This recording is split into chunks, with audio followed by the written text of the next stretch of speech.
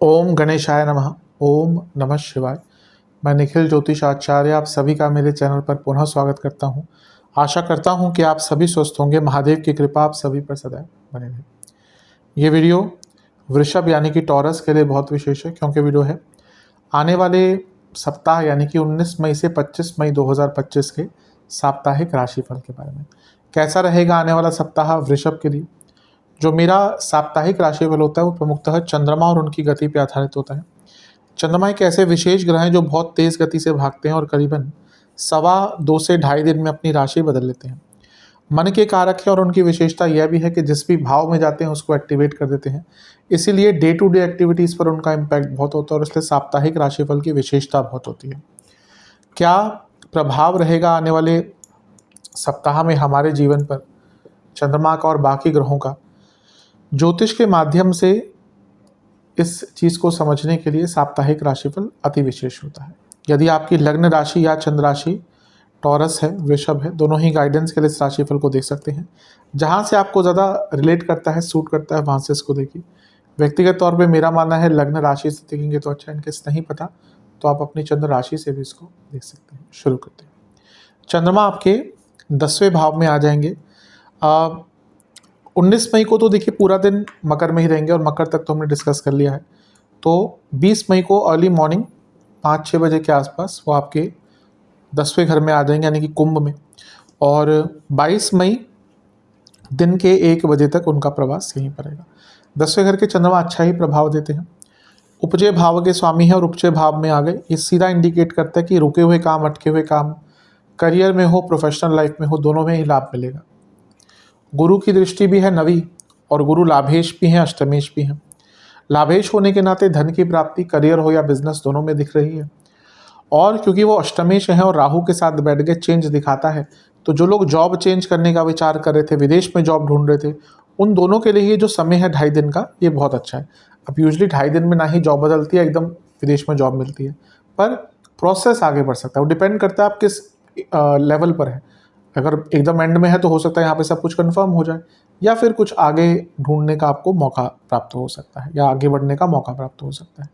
लेकिन क्योंकि अष्टमेश भी हैं और यहाँ पर नहीं भूलना चाहिए कि राहु के साथ है जो ग्रहण दोष लगा रहा है, तो इम्पल्सिवनेस बहुत रहेगी, जल्दबाजी बहुत रहेगी, चीज़ों को समझने की क्षमता थोड़ी कम हो जाती है। तो इस पर थोड़ा सा ध्यान दीजिएगा। कोई भी बहुत बड़ा निर्णय यहाँ पर मत लीजिएगा। मंगल की दृष्टि है और राहु के साथ चंद्रमा है, तो ये गुस्सा दिखा रहा है, बहुत ज़्यादा गुस्सा। अचानक से किस चीज़ पर गुस्सा आ जाएगा आप भी नहीं समझ पाएंगे, इसलिए कोशिश कीजिए कि रिएक्टिव कम रहिए। जितना रिएक्टिव कम रहेंगे उतना आपके लिए अच्छा रहेगा।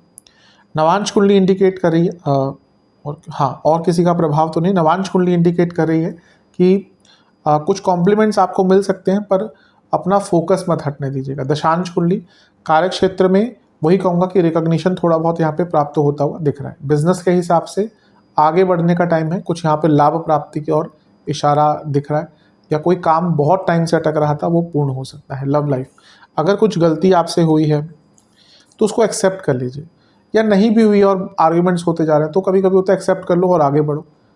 हाँ, कुछ ऐसा है कि आपके ऊपर आरोप ही लग रहे हैं, झूठे आरोप तो अलग चीज़ है, लेकिन छोटी मोटी चीज़ों को हैंडल इस तरह से किया जा सकता है और ये समय उसके लिए अच्छा है। वैवाहिक जीवन, लॉयल्टी का टेस्ट दिख रहा है। ऐसा लग रहा है कि शायद आपके पार्टनर को आपकी आवश्यकता है पर आप नहीं समझ पा रहे। अगर कहना ही पड़ जाए हर बात तो आई थिंक वैवाहिक जीवन का कोई मतलब नहीं बनता। देखिए कहीं ना कहीं शायद आपके पार्टनर को मे भी किसी रूप में आपकी आवश्यकता हो, इसको समझिए। स्टूडेंट्स, टीम या ग्रुप स्टडीज़ का टाइम है, अच्छा समय है ग्रुप स्टडीज़ के लिए, इसका लाभ उठाइएगा। सेहत के हिसाब से स्लीप डिसऑर्डर, एंग्जाइटी और बीपी की प्रॉब्लम।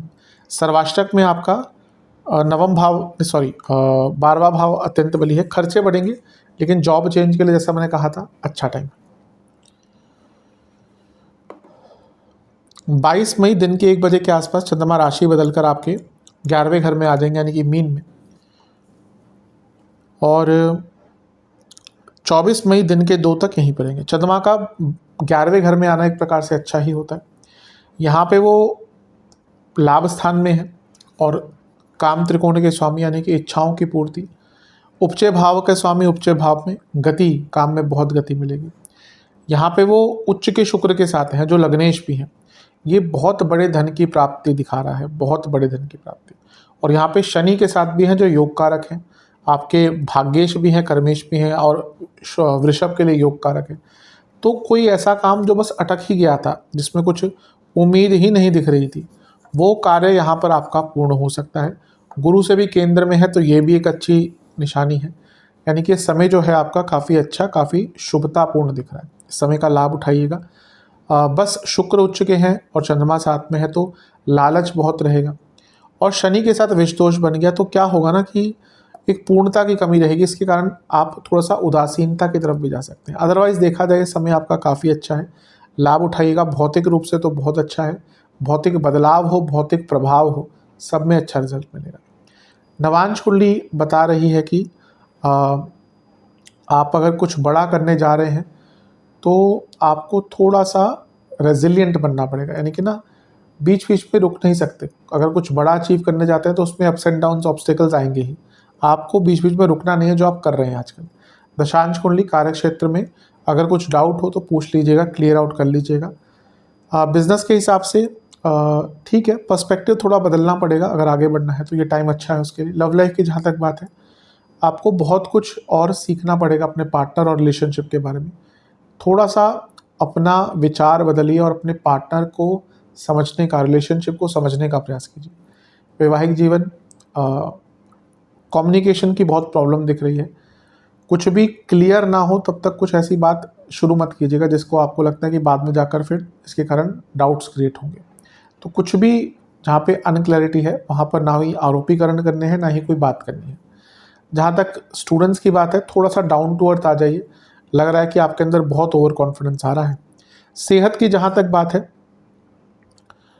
नसों के रोग और हार्मोनल डिसऑर्डर और डाइजेस्टिव प्रॉब्लम।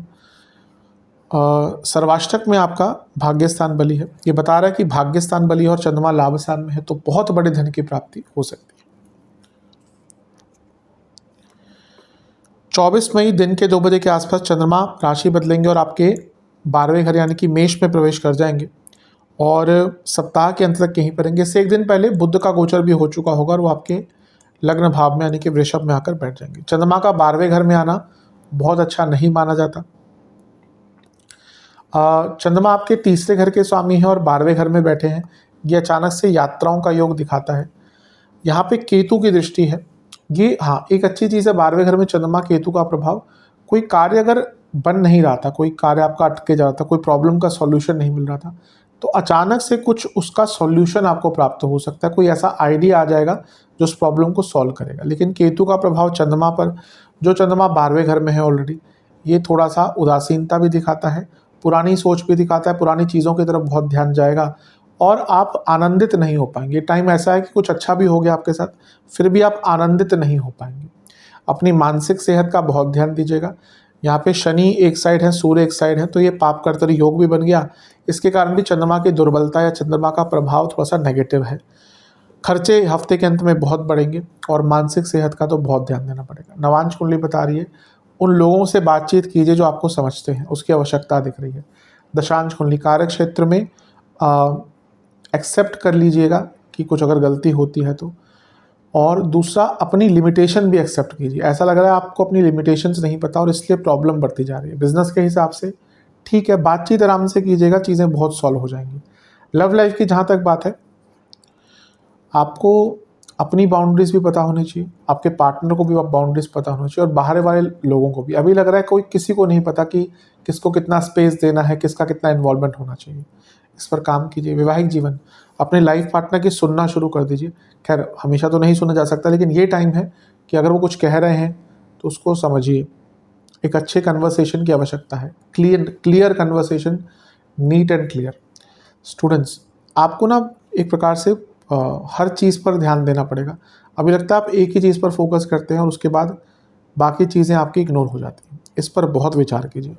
सेहत के हिसाब से हड्डियों की प्रॉब्लम, स्लीप डिसऑर्डर, रक्त विकार और गले के रोग। सर्वाष्टक में आपका फिर से भाग्यस्थान बली है। जो लोग विदेश से संबंधित काम करते हैं, विदेश जाना चाहते हैं, दोनों के लिए ही लाभपूर्ण समय है। उपाय के स्वरूप में दुर्गा जी को लड्डुओं का भोग लगाइएगा और उनकी एक बार आरती कीजिएगा। आशा करता हूँ वीडियो काम आएगी। चैनल पर नए हैं सब्सक्राइब कीजिए, वीडियो को लाइक कीजिए। मिलता हूँ अगली वीडियो में, तब तक के लिए ओम नमः शिवाय।